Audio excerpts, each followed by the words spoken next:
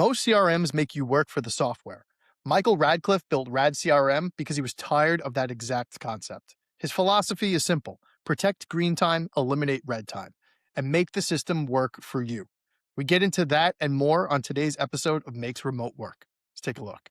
All right, welcome in, everybody. Welcome in to Makes Remote Work. Today I'm joined by Michael Radcliffe, founder and CEO of RadCRM. Michael, thanks for joining me here today. Thank you, man. Appreciate it. So let's just jump right into it. You built RadCRM for loan officers, right? Can you tell us a little bit more about the product, the company, and just the general operation that you're running? Yes. So I've been in LO since 2014, so roughly 12 years. Just struck a huge passion with it.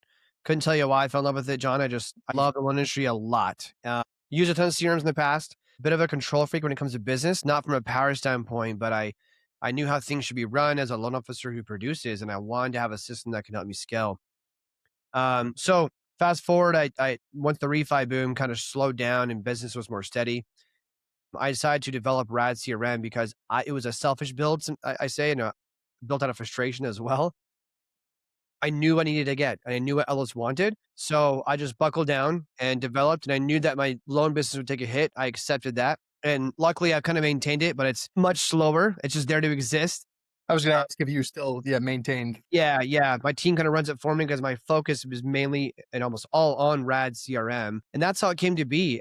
And we're always building on top of it. I mean, a CRM needs to work for the LO. A lot of CRMs, you work for the CRM and you conform to their ways. I don't believe that's how it should be. And two, LOs need to focus on green time versus red time. And the only way they can do that, one of the biggest ways I should say, is to have a proper system to have delegation to run through.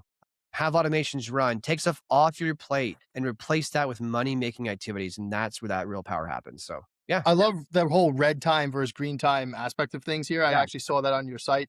Does that sort of mentality or metric filter its way into like your leadership style as you're running the team? Like, do you have red time and green time also at the company? 100%. It's all about production and production and efficiency. Like what's going to help us scale, not just financially though, dude. Like it's all about like what makes that person feel good, what makes them happy. If an LO loves to originate, John, they're not going to love being buried in emails. They're not going to be loving buried into like tech stuff. What they love for me is relationships. So in order to do that, you have to have that. So like, same thing in the CRM. I was like, what do my employees love to do? What's their passion? I'm constantly asking them too, like, hey, is this position the best thing for you? What do you love to do? I've moved things around as they tell me, oh, Mike, I love to do video calls. Oh, I love support emails, whatever it is. And I position them there because they're going to be more productive and efficient.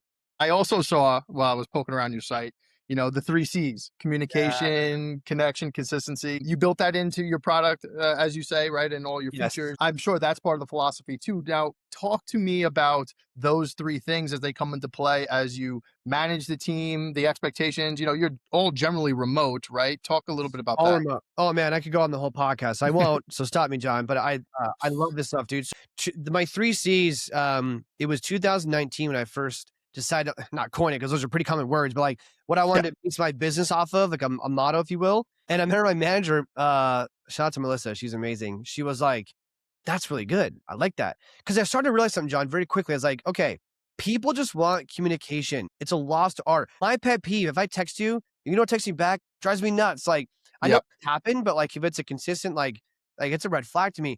And I noticed that my clients also responded better. I started to get agents faster and faster because I just outworked the other LO. But that outwork was just communicating. I just was responsive, dependable. So you over communicate, connect with people on a real level, be off, like learn who they are as a person.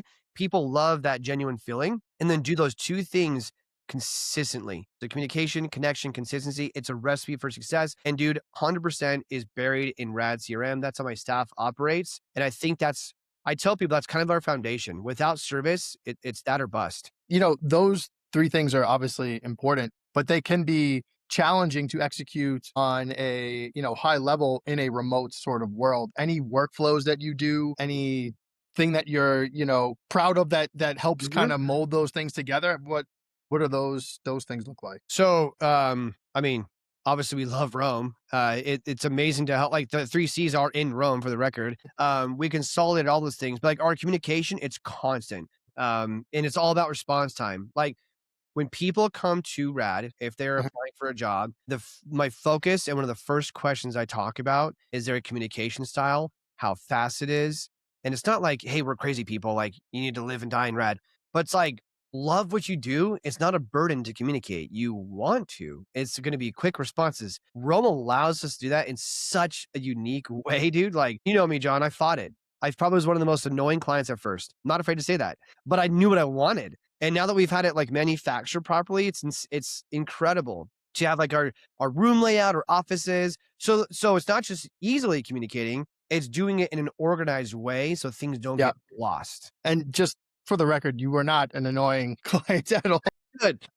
Now, as a team, how often do you sync with maybe everybody at the company level and then Uh, one-on-ones? Because there's a whole sort of dichotomy here that like, or I should say like more like philosophy where some people don't want a lot of meetings, other people do swear by them. Like, what's your thought process on that? so I love meetings, but let me rephrase that. I hate and love them. I hate the hour meetings that you have just to make it an hour. Put it that way. If you could have, I wonder if you do this. If you track our average meeting time, it'd be fascinating because they're probably like 3 minutes. We do track your I'd average meeting love to time, see that because and it's going to be in the write-up of this episode actually on our yes, site. So dude, you yes. will have that. Yeah. Yeah. So we have a team meeting every Friday. We call it the war room. It's in the center of our stuff. And it's usually 20, 30 minutes. Can I make it an hour? Sure. I had old bosses that would do that. And it's like, we just get to the point, like just get to it and get it going. Not in a fast way, but let's get crap done. When we have a question, we chat. But dude, there is a huge aspect and difference to hopping in the room and having a conversation and then seeing them in person as well. It's so big. And it's helped our team stay so closely knitted. And you know what? What people don't talk about is that when the team is happy, that bleeds into the client relationship and success of your business. Yeah, that's totally a game changer for that too. It's just the motivational piece behind it, the mentality that you have showing up to work, and you kind of hit it on the head. It's conversations, not meetings, right? Yeah, there Conversations you go. That's are the are difference. are more of that like organic, natural. Like, hey, we have a common goal. We're just trying to get stuff done. Meetings are like something that's on my calendar that like I may or may not want to show up to. Yep. Agreed. Yeah. All right. Well, you know what? Let's end it on this next one here. For anybody who is starting a company or maybe somebody who is transitioning from like either fully in office, hybrid, or whatnot to remote, any piece of advice you would give them in terms of how they manage their team? Yes, a few things. Trust the process. I know you've heard that before, but Mhm. I'm a great example, John. Trust the process. It works. Be patient. And I don't say that because it's hard to set up. Rome is very easy. The support is amazing. But we came from Slack, we came from Fathom, and all these tools that we consolidated.